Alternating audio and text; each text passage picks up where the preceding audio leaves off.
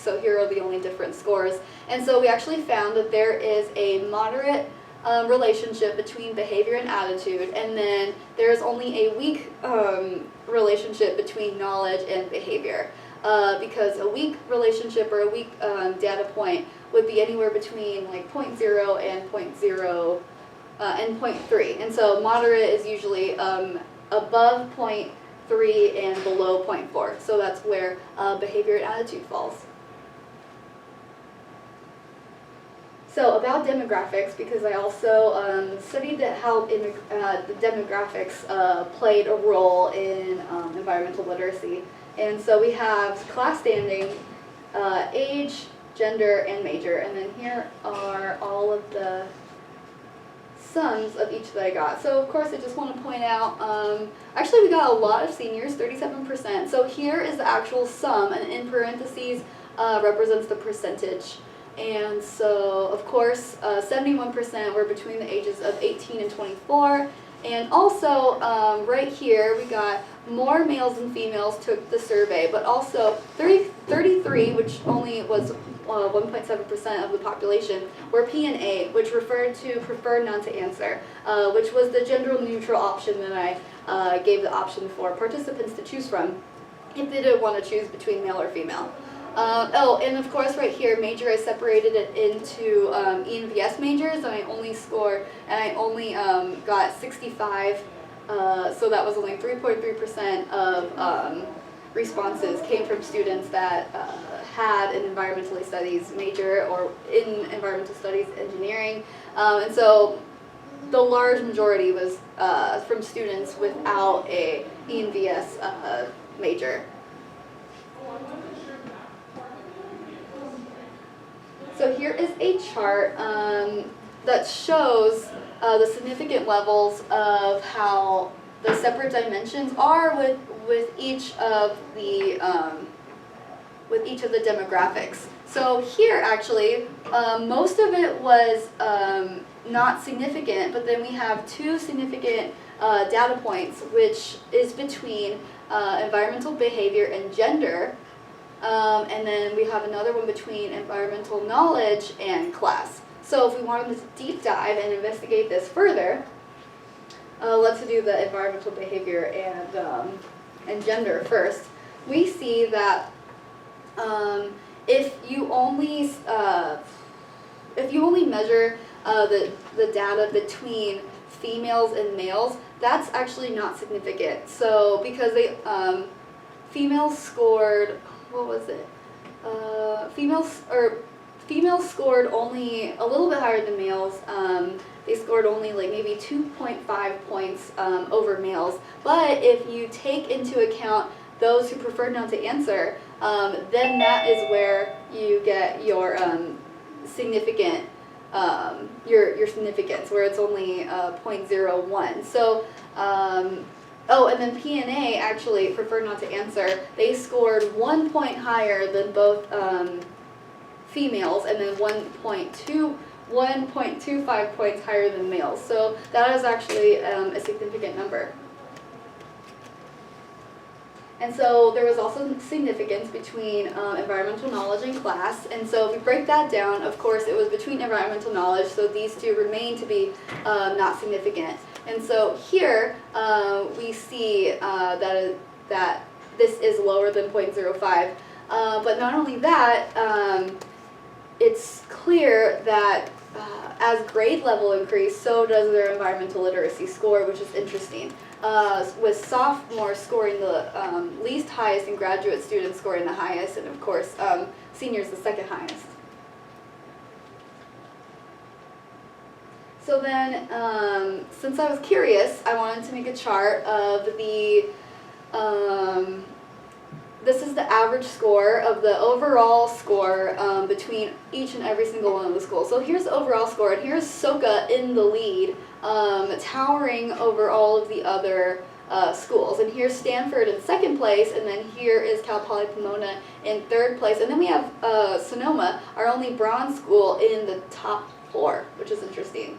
And so there are no gold schools in the top 4, not even the top 5. Here's UCR, our first gold school, in the top 6. And so this is attitude done separately, and still we have SOCA very much in the lead, and Stanford took a dive to be in the bottom 3, and then still we have Silver School, and then Silver School, and then finally UCR is our gold school in the top 4. Next is behavior. SOCA is still in the lead, and then Stanford, unsurprisingly, but still it's very surprising that SOCA took the lead on everyone. And then here, if we rest our eyes on knowledge, Berkeley is actually all the way last now, which I found really surprising. And so again, SOCA is still towering over everyone, and then Stanford, unsurprisingly, is in second. But SOCA, there's no question that something they're doing is working. What is SOCA again? Oh, SOCA, University of America. I forgot where that is. If we go back to the map, I can actually show you where that is. So, my discussion. So how does student environmental literacy differ between STARS and non-STARS rated schools? So clearly that information or the data was not statistically significant. So there really is no difference between STARS and non-STARS schools, but this could be due to the fact that just because a school is not rated in STARS doesn't automatically translate to a poor sustainability score. It really just means that the school has yet to participate in STARS. And so my second discussion point is based off the second question, where how does EL fare between the STARS rank? So again, that is from platinum to bronze. And so since it was not statistically significant, that pretty much tells us that it signifies that just like the amount of sustainability resources on campus or that are indicated in the STARS report actually don't really have a true impact on the level of environmental literacy. So next we have what is the extent between all the 3 dimensions, and we found out that attitude and behavior are moderately correlated, which actually echo and contradict studies done in the past. Both of these researchers have found that both attitude and knowledge are predictors of behavior. And so next we found out that there was significance between class and environmental knowledge. And that relationship was both significant and positive because as grade level, as class standing increased, so did their knowledge scores, which makes a lot of sense because the point of knowledge, or of education, is to improve knowledge. And so as students are more exposed to more assignments and more concepts as they learn and grow, then that usually dictates more knowledge. What else? Oh, so lastly, well not lastly just yet, but there's also the significant levels between gender and environmental behavior. So I did a little digging, and if you remember, the PNA scored significantly higher than both males and females, and the PNA was the gender neutral option. And like I said, did a little digging. The embodiment of choosing PNA or just not wanting to be associated with just both genders is called gender transcendence, which just refers to a person who thinks that gender shouldn't be the basis of competency. The basis of competencies just should be based on other traits, just that make you who you are. And so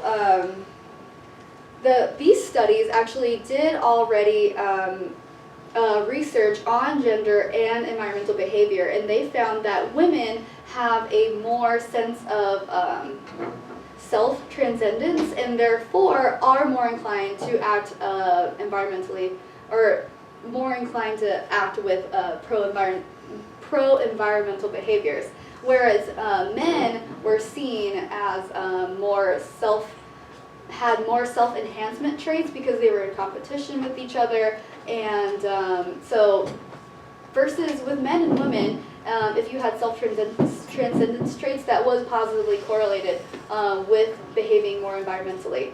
But with that being said, these studies were on the basis of male and female. There have not actually been an explicit connection between gender transcendence and environmental, and just being an environmentalist or something like that.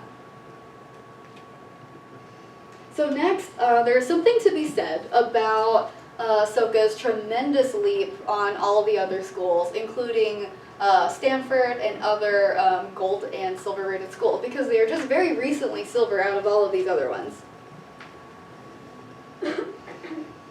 So, clearly, we want to know, what can SOCA possibly have over Stanford, when Stanford, in order to get platinum, got 88 points, whereas SOCA got only around 50 points.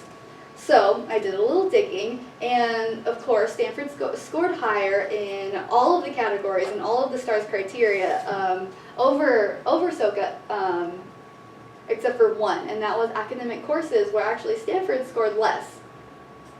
And so SOCA got all full points for curriculum, and Stanford only received 12 out of 14 points, which is still really good, but still it's what SOCA does have over Stanford. And so if you look a little bit into that, SOCA had a higher percentage of courses that they offered in sustainability or that were sustainability related.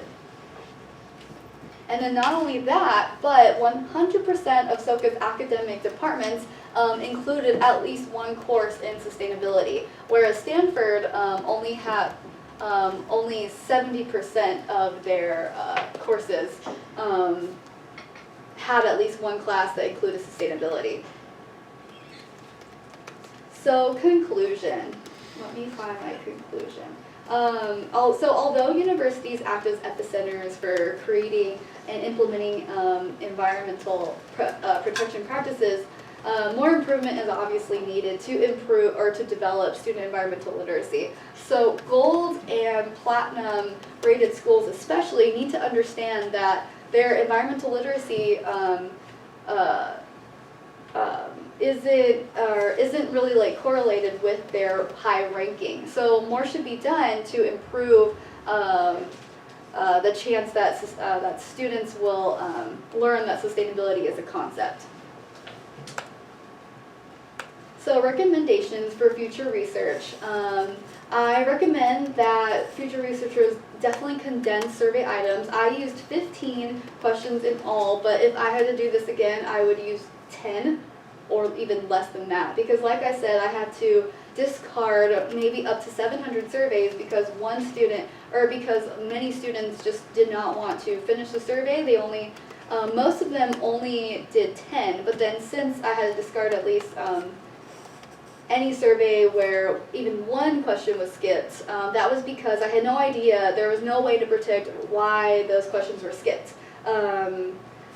Did they just not know the answer, or did they have to rush through it and didn't get to it? So in order to protect the integrity of the fully completed surveys, all of those surveys had to be discarded. And so also explore alternative survey instruments. I really liked the survey that I did use, but there was one question in the knowledge sections that had the participants 50-50 on one of the questions because they both seemed likely answers. And then next is future research is definitely needed to explore the relationship between gender transcendence and environmental behaviors, because I think there is something there. And next for recommendations on higher education. And this is directly related to the fact that SOCA did receive a higher score in academic courses and than Stanford, and also clearly had an amazing leap in all the other schools. And so sustainability should be incorporated into more courses, and also the number of academic departments that include sustainability courses should increase. And then lastly, all schools, I think, should at least offer an opportunity for students to major in sustainability or environmental science. And then lastly, I want to thank my amazing committee, Dr. Prado and Dr. J, who's zooming in, and also Dr. Russell. So thank you so much. And yeah. Okay, as our custom, we turn things over to the committee for the first round or rounds of questioning. Yeah, I think at the very great presentation. Thank you. I think at the very beginning when you talked about the problem statement about how STARS as a program isn't focusing on environmental literacy, sort of all of your findings when we think about what you think are your suggestions for environmental literacy to be incorporated in that program, whether you think that there could be something like this survey or some other mechanism of including literacy in the rankings of the STARS program itself. They're actually, within the STARS criteria, a university can get points if they do have a survey already within the curriculum. For some, I think, even before students enroll in classes, some schools make it a requirement that they have like some sort of small environmental literacy survey that all their students have to partake in. For example, one of my universities that I wanted to study was Humboldt State, but then I contacted them and they had already done an environmental literacy survey themselves, and so they were worried about survey fatigue because it is a thing, and I wasn't able to study their school. Luckily I had understudy schools lined up, but yeah, I think that that is important. And also, even though there were already like surveys within other schools, I also needed to create my own survey just to get like an even and fair score between all of the universities. So do you think that there could be this, you're talking about how to make the survey stronger, so maybe like a 10-question survey that is part of the STARS program that could be, because you're saying it's missing, in terms of the different elements of how a school gets a rating. So. Yeah, to actually like incorporate the score that their students received with their university survey. Yeah, I think that would be quite an endeavor, but I think it would be worth it in the long run. Great job, AnaLisa. It's so good to see you finishing this off with a really nice presentation. So I kind of wanted to follow up on these standardized test questions, and I wonder if you could speak a little bit about cultural bias in standardized tests, and if there has been any data on cultural bias in these particular types of tests or in the Wisconsin High School Student Environmental Survey that you used. Has there been any research on that specifically? Oh man, none that I found actually. I mean, I'm sure there is, but I haven't seen any research specifically on the Wisconsin High School Survey literacy, which was something definitely I should have taken into consideration. But no research currently on the high school or the Wisconsin High School Literary Exam. What else? Yeah. I guess one of the things I'm wondering about is, do native speakers, native English speakers have an advantage on these tests? And would that maybe affect the data distribution between schools? No one mentioned the elephant in the room, but I kept noticing SJSU kind of on the bottom of that. And I know we are a school that welcomes first-generation students, second-generation students, and first-to-college students, and all these sorts of things, and people are not native English speakers. So I'm wondering if that might be biasing the results at all. It'd be really interesting to look and see if there's any data literature on that.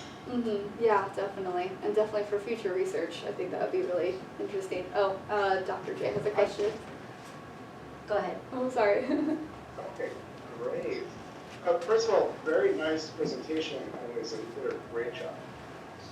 So I guess my first question to you is, this is more of a hypothetical. You can think about this for a little while. Where are you considering doing your PhD? Because you've got a lot of work to do. I think your thesis has revealed more questions than answers. For example, one of the things that I'd like to explore with you a little bit further is this, contemporary.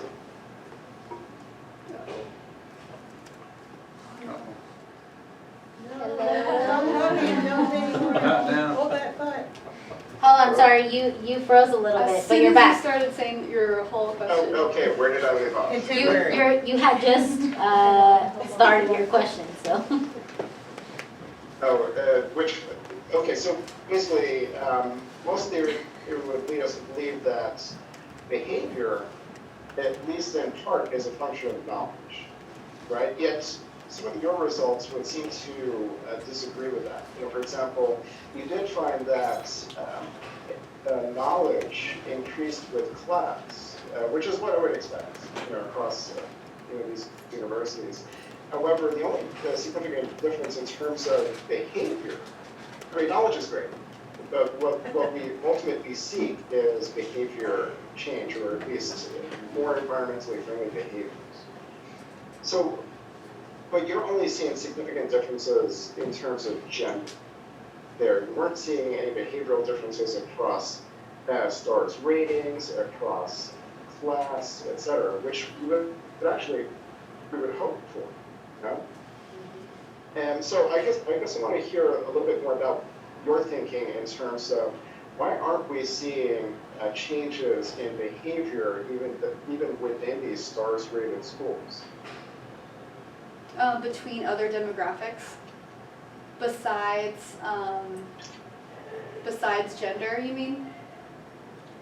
I think you I guess mean between the stars and non-stars rated schools, right? Mm-hmm. Yeah. Let's see. I mean, I guess in my opinion, I would assume that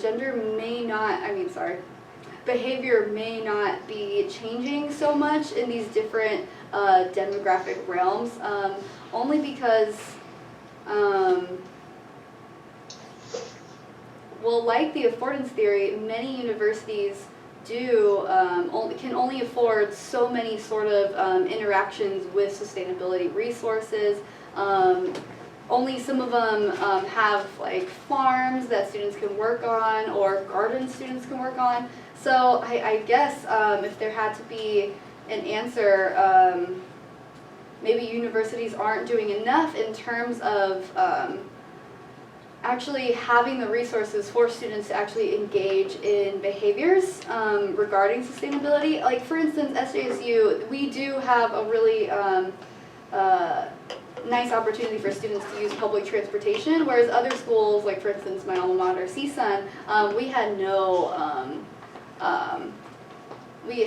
there was no incentives to ride public transportation a lot. But even then, with that alone, doesn't really explain why amongst ranks we have differences in gender. Or actually, because CSUN, even though we have no incentives for public transportation, or I don't remember any gardens there, they still exhibit gold, because CSUN is still gold, SJSU is gold, and so whatever behaviors that students can partake in, a university can still earn just enough points to receive that certain rank based on other like sustainability features on campus. Good, and then, so that's helpful, but in terms of class, so we see knowledge increases by class, but we're not seeing improved behavior. Right. Right, and that I find to be particularly concerning. Unless they're coming in as, the ultimate environmentally friendly folks as freshmen, right, and just learn more about it. Yeah. So were they getting particularly low scores, for example, by class in terms of environmental behavior as compared to knowledge? Because knowledge was the only place that they increased by class, right? Mm-hmm. And behavior, I mean, yeah, I saw that students also scored a bit, actually they scored a little higher, and it's sort of separated, I guess, the amateurs from the pros, because there was one question, at least on this survey, and then again, it could just be due to the survey questions that it seemed that classes, or just other demographics, was scoring higher or lower in behavior, and so it could just be due to some of the questions. Also, and like I said, there was one question that said, do you vote for, or have you ever written a letter to your political candidate? And that's kind of on the basis of if they even have that information to begin with, I guess. Yeah, so I mean, and that touches on Dr. Russell's critique of, sort of bias within the service. And so that's it. I mean, and I agree with that critique completely. So one thing I would encourage you to do is again, think about, how potentially how to improve these measurements, because I think this could be something that would be really very important to be considered in STARS ratings, and you could be at the forefront of leading that effort using a PhD as a Cool, thank you. Yeah, I think this question about cultural bias made me think about the question of demographics and race. And I'm wondering what your process was like in terms of deciding whether to include that or not, like race and ethnicity in, I mean, you didn't include it, right? But whether there was a reason why that wasn't part of your demographic.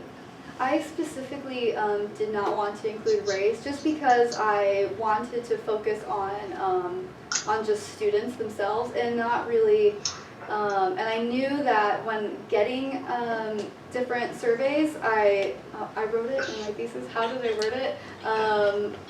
That all students were coming from different backgrounds, I suppose, and race technically, or ethnicity, it wasn't like a deciding factor. Or for instance, because I had age, because I couldn't have anyone under 18 take my survey, so I had to include that. I had to include,